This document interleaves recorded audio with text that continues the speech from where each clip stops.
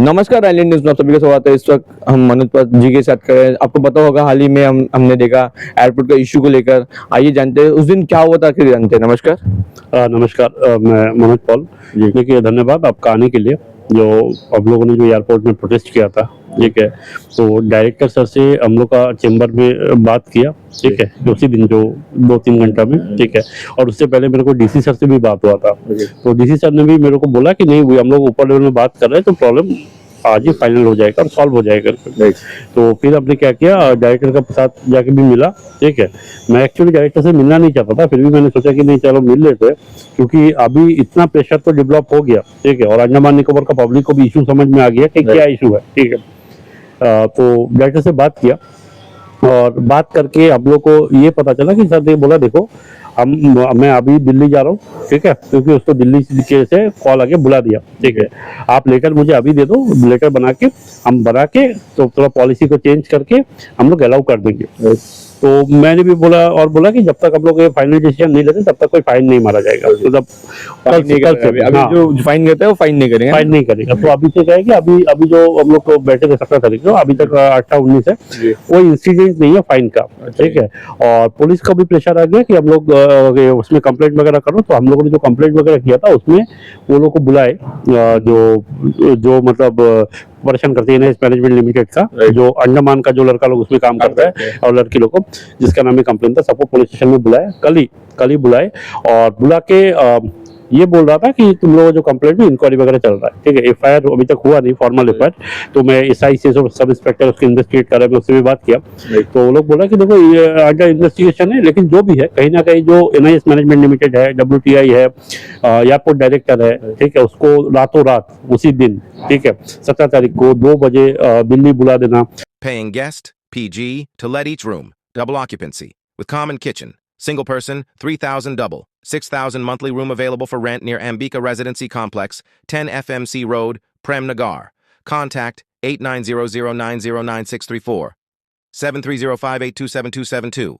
तो एक बहुत अच्छा प्रेशर गिरा है, ठीक है। और कल पुलिस वाला वो लोग को बुलाया, तो जो कैब ड्राइवर को वो लोग को बोल के बोल रहा था कि तुम लोग कॉम्प्रोमाइज कर लो। तो मैंने कैब ड्राइवर को बोला कि देखो, हम लोग जो कंप्लेंट किया उसमें कॉम्प्रोमाइज मत करो, क्योंकि अगर इसके बाद भी पुलिस और एडमिनिस्ट्रेशन और ये लोग परेशान कर रहे तो हम लोग हाई कोर्ट जा सकेंगे। अगर आप कॉम्प्रोमाइज कर लो तो वो लोग जाके क्या बोले, कोर्ट में जाके बोलेगा सर हम लोग तो कंप्लेंट आया था, हम लोग जब बोला कि इन्वेस्टिगेशन, वो लोग कॉम्प्रोमाइज कर लिया। तो मैंने मना कर दिया कि कॉम्प्रोमाइज नहीं होना चाहिए, आपको जो एक्शन है आप लो, चाहे जो एयरपोर्ट में जो बदमाशी करता है, जो एनआईएस मैनेजमेंट लिमिटेड का जो और स्टाफ वगैरह है, आप पुलिस कोई भी कार्रवाई करे, एफआईआर करे, क्योंकि वो इलीगल है तो इलीगल है, ठीक है। और जो बार बार जो बोल रहा है कि देखो, हम लोग एक ही सिस्टम से हम लोग को देखो ये बताया गया कि अंडमान में जब इंटरनेशनल एयरपोर्ट आएगा तो अंडमान का लोगों को बेनिफिट मिलेगा, लेकिन वहां में अंडमान का लोगों को बेनिफिट बिल्कुल नहीं मिल रहा है, सिर्फ मेनलैंड लोगों को मिल रहा है। उसी तरह NH4 बोला कि NH4 अगर स्टेट हाईवे, इसको अगर नेशनल हाईवे किया जाएगा तो अंडमान का लोगों को बेनिफिट मिलेगा, लेकिन वो हो रहा है उल्टा, ठीक है। उसी तरह आज बोल रहा है कि जो कार निकोबार प्रोजेक्ट आ रहा है, ठीक है, कार निकोबार में जो क्या बोलता है ट्रांसशिपमेंट पोर्ट आ रहा है, उसमें अंडमान निकोबार का पब्लिक का बेनिफिट हो रहा है। लेकिन ये सब देख के मुझे ऐसा लग रहा है कि उसमें बेनिफिट नहीं होगा। अगर हम लोग देखो, सेंट्रल गवर्नमेंट के साथ एक एग्रीमेंट बनाना कि जितना भी रेवेन्यू जनरेट होगा कार निकोबार प्रोजेक्ट में, उसका 10% एम्प्लॉयमेंट, हाँ, 10% एम्प्लॉयमेंट और रिसोर्स का पहला हक अंडमान निकोबार का आइलैंडर्स का होना चाहिए, और जो कैम्बेल वे का जो सेटलर है वो लोग को होना चाहिए, और ट्राइबल कम्युनिटी का होना चाहिए, जो निकोबार नहीं। देखो, अभी आज का डेट में हम लोग का देश फ्रीडम मिलकर आज कितना 1947 से कम 78 ईयर्स हो रहा है, ठीक है। और 70 ईयर्स में पिछले 10 साल का आप अगर डेवलपमेंट देखोगे, अंडमान निकोबार कम से कम 20-30 साल पीछे चला गया, ठीक है। आज 8-8 घंटा 12-12 घंटा लोड शेडिंग हो रहा है, कारण पावर नहीं है। और ये पावर क्यों नहीं है? क्योंकि तेल चोरी हो रहा है, आपको ही पता है, क्योंकि डीजल लेके आएंगे, करंट बंद करके डीजल चोरी हो रहा है। और यहाँ भी क्या है कि कोई देखने वाला नहीं है, ठीक है। तो और 100% रिजर्वेशन का भी बात हो रहा है कि वहाँ में भी सेंट्रल गवर्नमेंट बीजेपी, यहाँ में बीजेपी पीबीएमसी बीजेपी है, पंचायत में पीबीएमसी है, सब जगह में है, लेकिन फिर भी जो 100% रिजर्वेशन नहीं कर रहा है, ठीक है। तो इसमें क्या होगा कि जो अंडमान एक मतलब सारे कम्युनिटी में मिलजुल के रहते थे, सबके घर में जॉब था, सब अच्छा से फाइनेंशियली वेल टू डू था, वो आज नहीं है।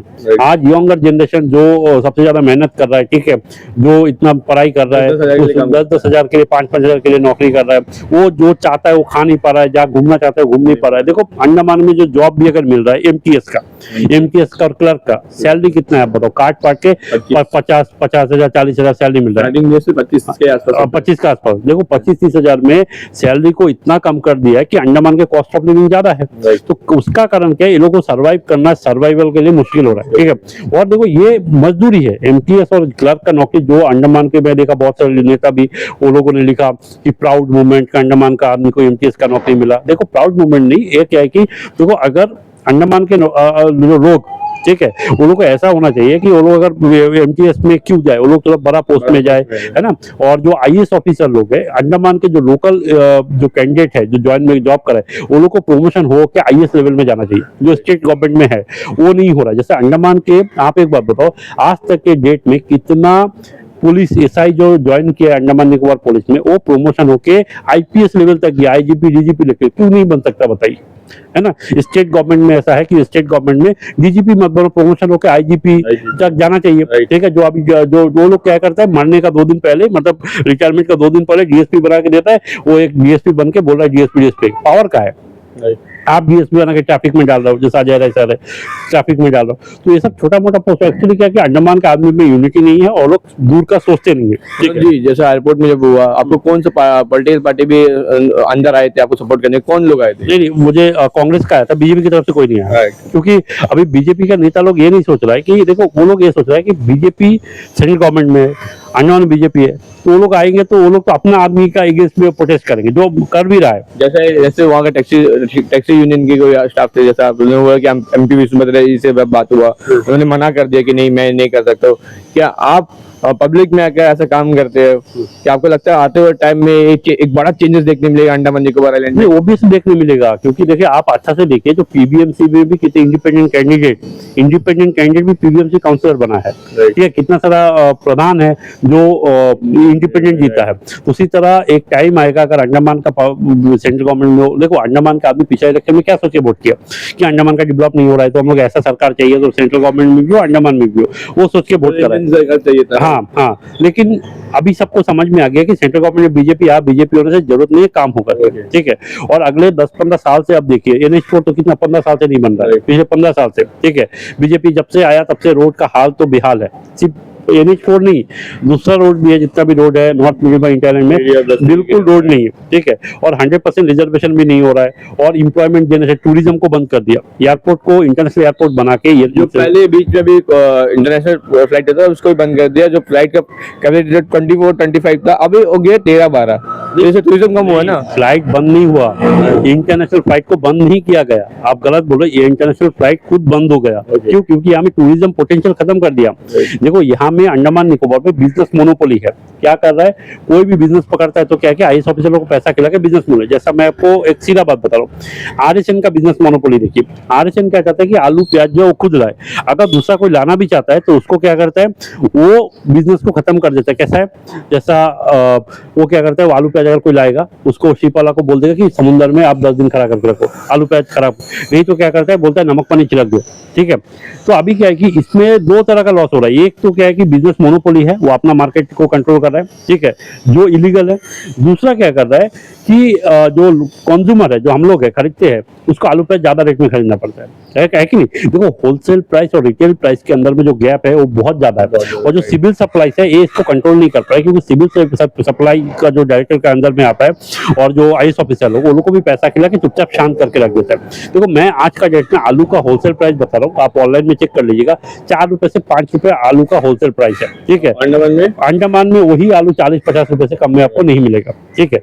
तो आदमी क्या सोच रहा है, आदमी रिटेल से कंपेयर करता है, जैसा चेन्नई में मॉल में 50 रुपए 40-30 रुपए बिकता है, तो यहाँ में 50 रुपए ठीक है ना, ऐसा बोल रहा है। अरे आपको हमेशा कंपेयर होलसेल प्राइस से करता है, ठीक है, क्योंकि होलसेल रेट ही है जिसका ऊपर बेस करके बिजनेस होता है, ठीक है, रिटेल प्राइस के ऊपर बेस करके नहीं होता। जैसा टीसीआई देखो ये साइड से मोनोपोली, आईटीटीपीएल कोलकाता टू कोलकाता पोर्टलर में मोनोपोली लगा रहा है, इसको बंद करके अगर गवर्नमेंट कार्गो आएगा तभी ये जो प्राइस मोनोपोली है, जो कंज्यूमर का परेशानी है वो सॉल्व होगा। क्योंकि आईटीटीपीएल क्या कुछ दिन पहले आईटीटीपीएल का एक शिप डूब गया था, तो क्या हुआ, जितना भी अंडमान का बिजनेसमैन लोग वो सामान लाया था किसी को भी कंपनसेट नहीं किया लॉस का, किसी का 40 लाख 50 लाख का सामान टूट गया। और वो लोग क्यों नहीं बोलता है, क्योंकि वो लोग मुझे बोला है कि अगर हम लोग बोलते हैं तो आईटीटीपीएल एक बार से हम लोग सामान ही नहीं उठाने मना कर देता, तो ब्लैकलिस्ट कर देता। तो ये तो प्राइवेट कंपनी है, इसलिए गवर्नमेंट कार्गो जब तक नहीं आएगा ना, तो देखो, और ये लॉस किसका है, ये लॉस कंज्यूमर का है।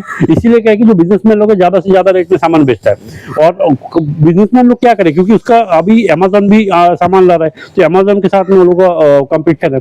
तो इसीलिए क्या हो गया कि पूरा अंडमान निकोबार में सिस्टम ऐसा हो गया कि ये जो आईएएस ऑफिसर लोग हैं वो अपना फायदा के लिए अंडमान निकोबार का पब्लिक का और अंडमान निकोबार का बिजनेसमैन लोग का लॉस करवा रहा है। लेकिन मनोज जी, अभी जो एयरपोर्ट का वजह से बात चल रहा था, एयरपोर्ट में अभी और कुछ ऐसा देखने मिले या उसके बाद में कुछ चेंजेस आने वाला है? जब अभी मीटिंग हो उसके बाद से कुछ चेंजेस आने वाला है? नहीं, चेंजेस तो अंडमान निकोबार में आएगा ना, क्योंकि अभी लोग समझ गया है।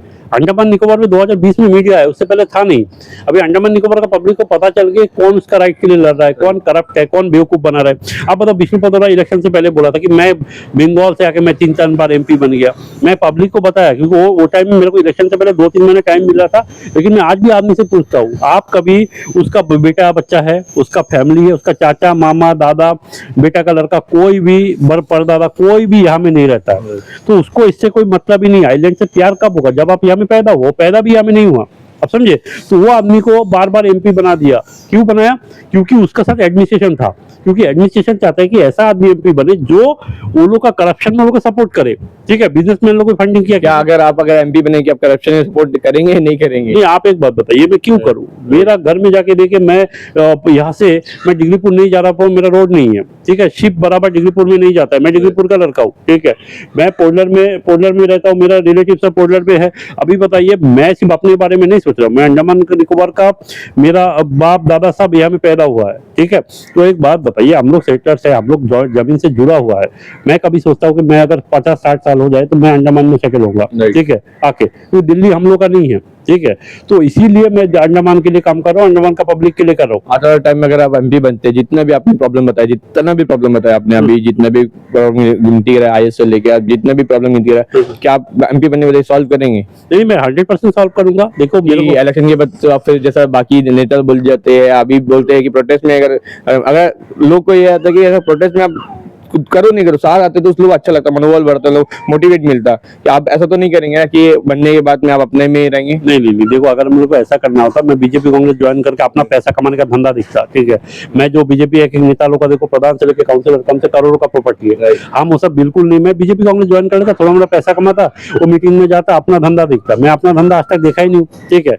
और दूसरा बात क्या है कि मेरे को कोई सजेस्ट भी किया, देखो सर आप कम्युनल पॉलिटिक्स मत करो, तो मैं उसको भी रिफाइन कर रहा हूँ कि I am going away from communal politics, ताकि जो मुस्लिम कम्युनिटी के लोग हैं वो भी मेरे से जुड़े, क्योंकि इलेक्शन जीतने के लिए सबका सपोर्ट चाहिए। तो अभी क्या है कि मेरे को काफी ज्यादा मुस्लिम कम्युनिटी से सपोर्ट मिल रहा है। जो भी हुआ पास्ट में, वो लोग बोल रहे हैं देखो आप लोग ऐसे काम करो ताकि आप लोग का सारा अंडमान निकोबार का फायदा हो, क्योंकि अपने अंदर में लड़के है ना, वो भी फायदा नहीं हो रहा है। तो मैं अपना पॉलिटिक्स को भी रिफाइन कर रहा हूँ, रिडिफाइन कर रहा हूँ। आते समय में आपको जितने भी अंडमान जैसा जगह में सब भाईचारा से रहते हैं, आप भी भाईचारा बना के रखने की कोशिश करेंगे, और आते समय आपको पब्लिक का भी सपोर्ट चाहिए रहेगा, आप लोग जरूर कोशिश करेंगे? नहीं, मैं जरूर कोशिश नहीं, मैं तो देखो मैं पब्लिक का फीडबैक हमेशा लेता हूँ, और मुझे फीडबैक मिला है कि देखो मनोज, मुझे बंगाली कम्युनिटी भी मिला है, ठीक है, इंटेलिजेंस भी मिला है कि मनोज पाल देखो, तुमको अगर एक्चुअली इलेक्शन जीतना है, पॉलिटिक्स करना है, तो आपको सारा कम्युनिटी को लेके चलना पड़ेगा। तो मैं इसको सीरियसली लिया हूँ, और मैं मुस्लिम कम्युनिटी से भी बात कर रहा हूँ, तो लोग भी मेरे को बोला देखो आप अगर कम्युनल पॉलिटिक्स नहीं करोगे तो वी आर बिहाइंड यू,